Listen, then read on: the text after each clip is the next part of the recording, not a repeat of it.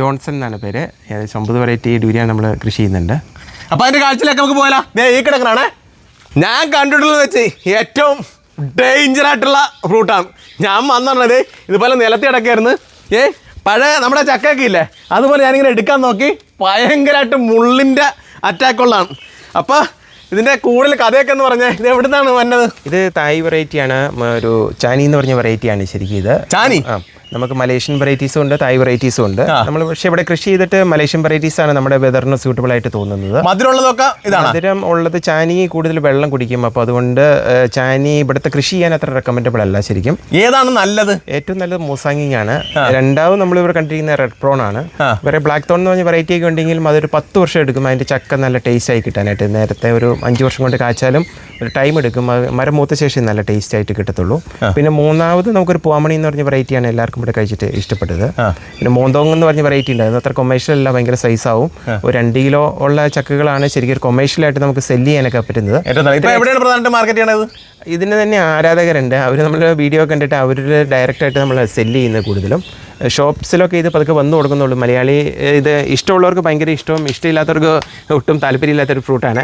അപ്പോൾ മലയാളികൾ അത് കഴിച്ച് ശീലമായി വരുന്നുള്ളൂ. ഇതിനൊരു പലതരം മിക്സഡ് ഫ്ലേവറാണ്. അപ്പോൾ അത് അതിൻ്റെ ഒരു സ്മെല്ലുള്ളതുകൊണ്ട് അത് എല്ലാവർക്കും ഇഷ്ടപ്പെടത്തില്ല. പക്ഷേ പലരും പലതവണ കഴിക്കുമ്പോൾ അതിന് അഡിക്റ്റഡായി പോകാറുമുണ്ട്. സാറേ ഇപ്പോൾ ഇത് എത്ര വർഷം പ്രായമുള്ള പ്ലാന്റാണ്? ഇതിപ്പോൾ ഏകദേശം 7 വർഷമായി. 2019 നട്ട ചെടിയാണ്. ഇപ്പോൾ ഒരു 3 വർഷമായിട്ട് കായ്ച്ചു തുടങ്ങിയിട്ടുണ്ട്. എത്ര വർഷം തൊട്ട് കായ്ക്കാൻ തുടങ്ങും? ഇപ്പോൾ ഒരു 5 വർഷം കൊണ്ട് കായ്ക്കും. ഒരു വെറൈറ്റി അനുസരിച്ച് 4 വർഷം 5 വർഷം 6 വർഷം വരെ ചുരുക്കമായിട്ട് പോകാം. ഇതിപ്പോൾ ഏത് വെറൈറ്റിയാണ്?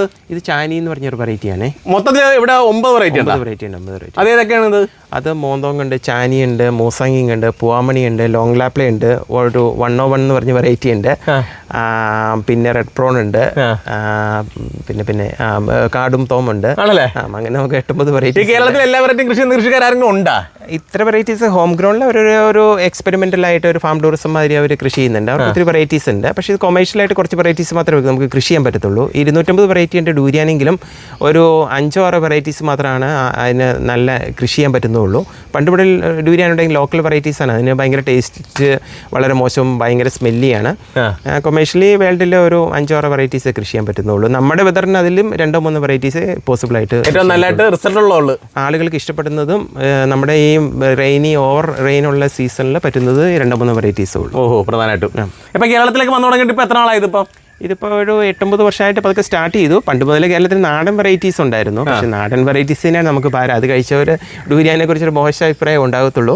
പുതിയ വെറൈറ്റീസ് മൂസങ്ങി മാതിരിയുള്ള വെറൈറ്റി കഴിച്ചിട്ട് നമ്മൾ ഡൂരിയാനെ യഥാർത്ഥമായിട്ട് ജഡ്ജ് ചെയ്യാവുള്ളൂ. എന്നാൽ മാത്രമേ നമുക്ക് വിലയിരുത്തിയാൽ കറക്റ്റ് ആവും. ഇത് ഒരുപാട് വെറൈറ്റികൾ വന്നുകൊണ്ട് ഏതാണ് ടേസ്റ്റ് ഉള്ളതെന്ന് ഇപ്പോഴും മലയാളികൾക്ക് മനസ്സിലായിട്ടില്ല. ലോക്കൽ വെറൈറ്റീസ് നല്ല ടേസ്റ്റ് ഉള്ളതല്ലായിരുന്നു, ഭയങ്കര സ്മെല്ലി ആയിരുന്നു. അപ്പോൾ അത് കഴിച്ചിട്ട് നമ്മൾ ഡൂരിയാനെ ഒരിക്കലും വിലയിരുത്തരുത്. നിങ്ങൾ ഡെവലപ്പ് നല്ല വെറൈറ്റിയിലേക്ക് കഴിച്ച ശേഷം നമുക്ക് അതിനെ നമുക്കിവിടെ ഏറ്റവും ടോപ്പ് വെറൈറ്റി ആയിട്ട് തോന്നിയിരിക്കുന്നത് ഏതാണ്? ഒന്ന് മൂസാങ്ങിങ് ആണ്, രണ്ടാമത് റെഡ് പ്രോൺ എന്ന് പറഞ്ഞ വെറൈറ്റിയാണ്, മൂന്നാമത് പൂവാമണി എന്ന് പറഞ്ഞ വെറൈറ്റിയാണ്. നമുക്ക് എല്ലാവർക്കും കൊടുത്തവർക്കെല്ലാം ഇഷ്ടപ്പെടും. കഴിച്ച് ഒത്തിരി പേർക്ക് കുട്ടികളുണ്ടാവാത്തവർക്ക് കുട്ടികളുണ്ടായിട്ടുണ്ട്.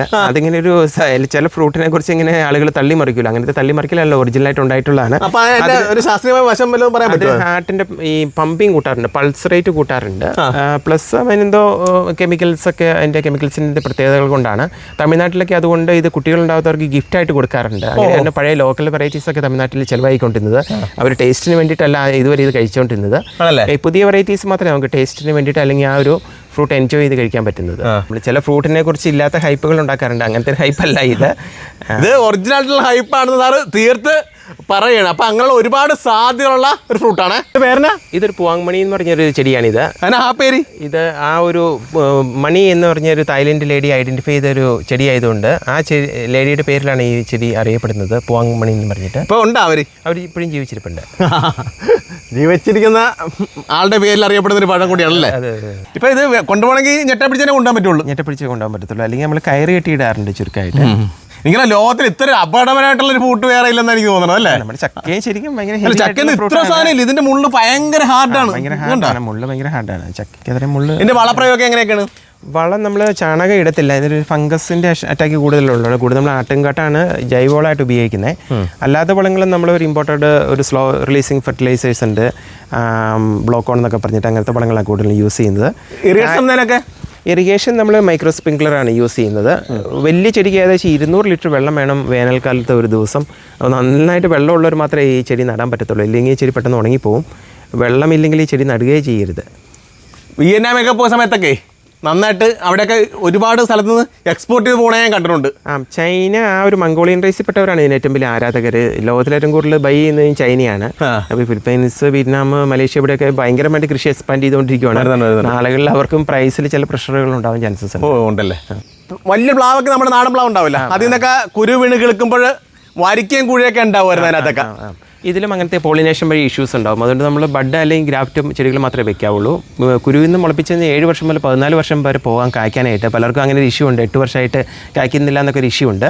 അല്ലെങ്കിൽ ബഡ് അല്ലെങ്കിൽ ഗ്രാഫ്റ്റ് കൃഷി ചെയ്താൽ മാത്രമേ ആ സെയിം വെറൈറ്റി നമുക്ക് കിട്ടത്തുള്ളൂ.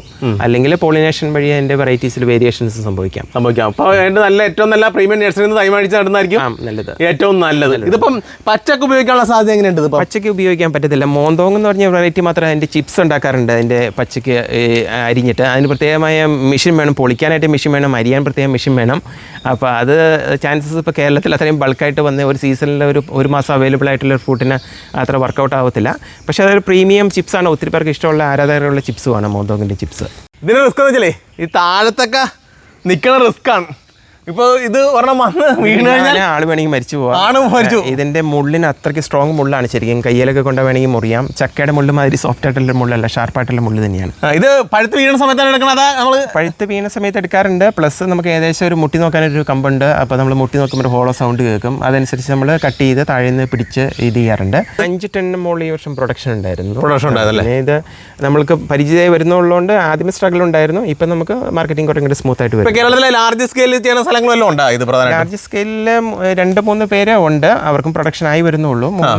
2-3 വർഷത്തിനുള്ളിൽ പലർക്കും ഒരു ഈ ഫ്രൂട്ട് വരുംകാല സാധ്യതയുള്ള ഫ്രൂട്ടാണ് നമുക്ക് ഉറപ്പിച്ച് പറയാൻ പറ്റുമോ? നമ്മൾക്ക് ഇത് ഇന്ത്യ ഒരു 140 കോടി ജനമുള്ളൊരു രാജ്യമാണ്. അതിനകത്ത് ഒരു കുറേ പേർക്ക് ഇഷ്ടമുള്ളവരുണ്ട്, ഇതിന് ആരാധകരുണ്ട്. അവർ നമ്മളോട്ട് കണക്ട് ചെയ്ത് കഴിയുമ്പോൾ അത്യാവശ്യം ഇപ്പോൾ മാർക്കറ്റ് ചെയ്യാൻ പറ്റുന്നുണ്ട്. ഇവിടെ 200-300 റേഞ്ചിലൊക്കെയാണ് ഈ വിലകൾ വരുന്നത്. കിലോയ്ക്ക് അത്ര റേറ്റ് ഉണ്ടല്ലേ? അത്ര റേറ്റിൽ മേടിക്കാൻ ആൾക്കെ ഉണ്ട്. നമ്മളിത് കറക്റ്റ് സമയത്ത് മൂത്ത ശേഷം വിളവെടുക്കുകയാണെങ്കിൽ 6-7 ദിവസം വരെ നമുക്ക് ഇത് കീപ്പ് ചെയ്യാൻ പറ്റും. ഇതും ചാനി എന്ന് പറഞ്ഞൊരു വെറൈറ്റി ഡുരിയാൻ തന്നെയാണ്. ഇതിപ്പോൾ ഹാർവസ്റ്റിംഗ് കഴിഞ്ഞിട്ട് ലാസ്റ്റ് കിടക്കുന്ന ഏതാനും ചെറിയ ഏക്കുകൾ മാത്രമേ ചെയ്യും. അതാണ് ഈ സൈസ് കുറവല്ലേ? സൈസ് കുറവ്. ഏകദേശം 2 വർഷമായ ചെടിയാണ്. ഇത് നമ്മളിങ്ങനെ റേസ്ഡ് ബെഡായിട്ട് പൊക്കിയാണ് നടുന്നത്. നിലത്ത് നടുന്നത് അത്ര റെക്കമെൻഡബിൾ അല്ല, ഒരു ഫംഗസ് ഇഷ്യൂസ് കൂടുതലുണ്ട്. പിന്നെ ഇത് ചെടി വലുതാവുന്നതനുസരിച്ച് നമ്മൾ കമ്പുകൾ കറക്റ്റായിട്ട് പ്രൂൺ ചെയ്ത് കൊടുക്കണം. ടോപ്പ് കട്ടിംഗ് അല്ല പ്രൂണിംഗ് എന്ന് ഉദ്ദേശിക്കുന്നത്. പ്രൂണിങ് 2 കമ്പുകൾ തമ്മിലുള്ള ഒരു ചെറിയ ഡിസ്റ്റൻസ് കീപ്പ് ചെയ്യണം. കമ്പുകൾ ഇലകൾ തമ്മിൽ മുട്ടിയാൽ ഫംഗസിൻ്റെ ഇഷ്യൂസ് വരാറുണ്ട്. അതൊക്കെ അഡ്ജസ്റ്റ് ചെയ്ത് അതിൻ്റെ ഉള്ളിലത്തെ എയറേഷനൊക്കെ ഒന്ന് കറക്റ്റ് ചെയ്യലാണ് പ്രൂണിങ്. അതായത് സൂര്യപ്രകാശം കൃത്യമായിട്ട് കിടക്കണം എല്ലായിടത്തും കൂടെ. സൂര്യപ്രകാശം കിടക്കണം. അതിന് പിന്നെ ഒരു ലെങ്ത് ഉണ്ട്, 2 കമ്പുകൾ തമ്മിൽ വേണ്ട ഒരു ലെങ്ത് ഉണ്ട്. അത് അടുത്തടുത്ത് നിന്ന് കഴിഞ്ഞാൽ ചക്ക ഉണ്ടായി കഴിയുമ്പോഴും അതിൻ്റെ ചക്കയുടെ ഷേപ്പുകൾ പോകും. ശരി. ഞാൻ ജിൽസനാണ്, ജോൺസൻ്റെ ബ്രദറാണ്. എൻ്റെ ബ്രദറും ഞാനിവിടെയാണ് ഈ ഫാം നോക്കുന്നത്. പക്ഷേ ഇതിൻ്റെ അകത്തൊരു പ്രശ്നം, ഞങ്ങൾ ഏറ്റവും കൂടുതൽ ചലഞ്ച് നേരിട്ട് എന്നാന്ന് വെച്ചിട്ടുണ്ടെങ്കിൽ ഇത് പുതിയൊരു വെറൈറ്റീസ് എല്ലാം പുറത്തുനിന്ന് കൊണ്ടുവന്ന് ഇവിടെ കൊണ്ടുവന്ന് നമ്മൾ ആദ്യമായിട്ട് പൈലറ്റ് പ്രൊജക്റ്റ് പോലെ ചെയ്ത് കഴിഞ്ഞപ്പോൾ നമുക്ക് മനസ്സിലായ കുറേ കാര്യങ്ങളുണ്ട്. അപ്പം ഉദാഹരണത്തിന് ഞങ്ങൾക്ക് ലോങ് ലാപ്പിൽ എന്ന് പറഞ്ഞ വെറൈറ്റി ഉണ്ട്. അത് ആദ്യം നല്ലപോലെ കായ്ക്കും, ചെറുതായിട്ട് നല്ലപോലെ കായ്ച്ചെല്ലാം കിട്ടിക്കഴിഞ്ഞപ്പോഴും നമ്മൾ ഓർത്ത് വളരെ നല്ല വെറൈറ്റിയാണ് നമ്മൾ ഓർത്തു. പക്ഷേ മഴ പെയ്ത് കുറച്ച് കഴിഞ്ഞപ്പോൾ അതിനൊരു കല്ലിപ്പ് പോലെ വന്നു. എന്താണെന്ന് നമുക്ക് മനസ്സിലായില്ല. അടുത്ത വർഷം ഇത് തന്നെ സംഭവിച്ചു. അതിനുശേഷം ഞങ്ങൾ തായ്ലൻഡിൽ നിന്നപ്പോൾ അവിടുത്തെ സയൻറ്റിസ്റ്റിനോട് ചോദിച്ചപ്പോഴാണ് മനസ്സിലാകുന്നത് ഈ മഴ പെയ്ത് കഴിഞ്ഞാൽ അതിൻ്റെ ഫ്ലഷ് കലിച്ചു പോകുന്നു. അപ്പോൾ അങ്ങനെ ആ വെറൈറ്റി തായ്ലൻഡിൽ എന്നാൽ ഈ മഴയ്ക്ക് മുന്നേ അവരുടെ ഹാർവസ്റ്റിംഗ് കഴിഞ്ഞുകൊണ്ട് കുഴപ്പമില്ല. അപ്പോൾ നമുക്ക് നമ്മുടെ ഈ ക്ലൈമറ്റിന് യോജിക്കുന്ന ഒരു വെറൈറ്റി അല്ല എന്ന് നമ്മൾ അങ്ങനെ വളരെയധികം കാശ് മുടക്കി തന്നെ നമ്മൾ പഠിച്ചെടുത്തു. അതുപോലെ തന്നെ ചാനിക്കും ആ ഒരു പ്രശ്നമുണ്ട്. അത്ര സിവിയർ അല്ലെങ്കിൽ പോലും ആ പ്രശ്നമുണ്ട്. അപ്പോൾ ചാനി നമുക്ക് റെക്കമെൻഡ് അല്ല. റെക്കമെൻഡ് ചെയ്യുന്ന വെറൈറ്റി എന്ന് പറഞ്ഞാൽ കൊമേഴ്സ്യൽ റെക്കമെൻഡ് ചെയ്യുന്ന വെറൈറ്റി മൂസാങ്ങി തന്നെയാണ്. അതിനാണ് ഏറ്റവും വിലയുള്ളതും. നമ്മുടെ ഈ ക്ലൈമറ്റിന് അത്യാവശ്യം നല്ല രീതിക്ക് അത് റെസിസ്റ്റൻ്റായിട്ട് നിന്ന് വളരുന്ന ഒരു ചെടിയാണ്. പിന്നെ പറ്റുന്നത് ഒരു പൂവാമണിയൊക്കെയാണ്. പക്ഷേ അതും കൊമേഴ്സ്യലി ചെയ്യാതെ നമ്മൾ 1-2 നമ്മുടെ ആവശ്യങ്ങൾക്ക് വേണ്ടി നല്ല ടേസ്റ്റ് ഉള്ളതുകൊണ്ട് ചെയ്യാം. പിന്നെ റെഡ് പ്രോണും അതുപോലെ തന്നെ ആവശ്യങ്ങൾക്ക് വേണ്ടി നമുക്ക് ചെയ്യാം. പക്ഷേ കൊമേഴ്സ്യലി നമ്മൾ എപ്പോഴും റെക്കമെൻഡ് ചെയ്യുന്നത് മൂസാങ്ങിങ് എന്ന് പറഞ്ഞൊരു വെറൈറ്റി തന്നെയാണ്. 4 വെറൈറ്റി ഉണ്ട്. ഇത് ചാനി, ഇത് പൂവാമണി, ഇത് റെഡ് പ്രോണ്, ഇത് 101 എന്ന് പറഞ്ഞ വെറൈറ്റിയാണ്. ഏറ്റവും ലാസ്റ്റ് ചെക്ക് ചെയ്തിട്ടാണ് ചെറുതായിട്ടിരിക്കുന്നത്. ഈ കാണുമ്പോൾ തന്നെ അതിനെ അറിയാൻ പറ്റുമോ? കാണുമ്പോൾ തന്നെ നമ്മൾക്കറിയാം, എക്സ്പീരിയൻസ് കൊണ്ട് നമുക്ക് അറിയാൻ പറ്റും. അപ്പോൾ ഇന്ന് മുറിച്ച് നോക്കിയാലോ? ഇന്ന് മുറിച്ച് നോക്കാം. കിട്ടില്ല. പക്ഷേ കളർ പറയാം, നല്ല റെഡ് ആവേണ്ടതായിരുന്നു. സ്ട്രോങ് ഫ്ലേവർ ആയിരിക്കും മാത്രമേ ഉള്ളൂ. ഞാൻ ആദ്യമായിട്ടാണ് ഇത് കാണുന്നത് കേട്ടെ. ഇതിൻ്റെ ഉൾവശമൊക്കെ കാണുന്നത് ആദ്യമായിട്ടാണ്. കുറേശ്ശെ കഴിക്കുന്നത്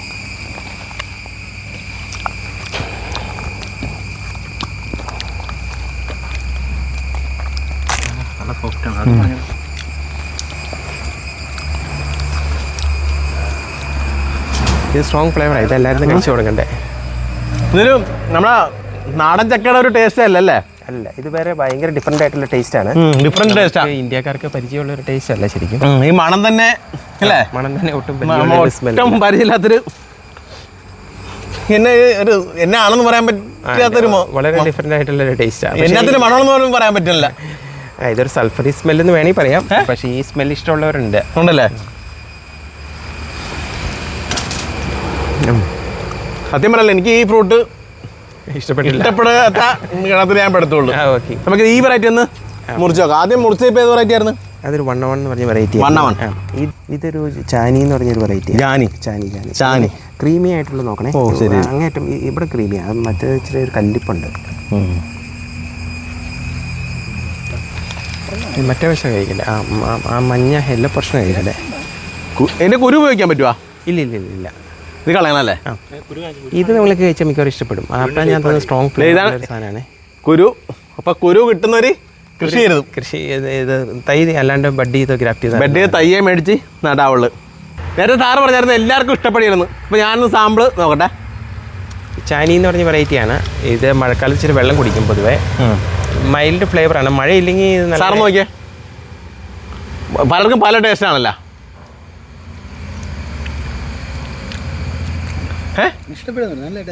ആണോ? പക്ഷേ എനിക്കിഷ്ടപ്പെട്ടില്ല. അപ്പം എല്ലാവരും ഒരു സാമ്പിൾ നോക്കിയിട്ട് ഇതിൻ്റെ കൃഷിയിലേക്ക് കടക്കുക എന്ന് മാത്രമേ എനിക്ക് പറയാനുള്ളൂ. അപ്പോൾ ഇതൊക്കെയാണ് ഈ ചക്ക വിശേഷങ്ങൾ. അപ്പം മറ്റൊരു വീഡിയോയിൽ മറ്റൊരു വിശേഷം വരെ ബൈ.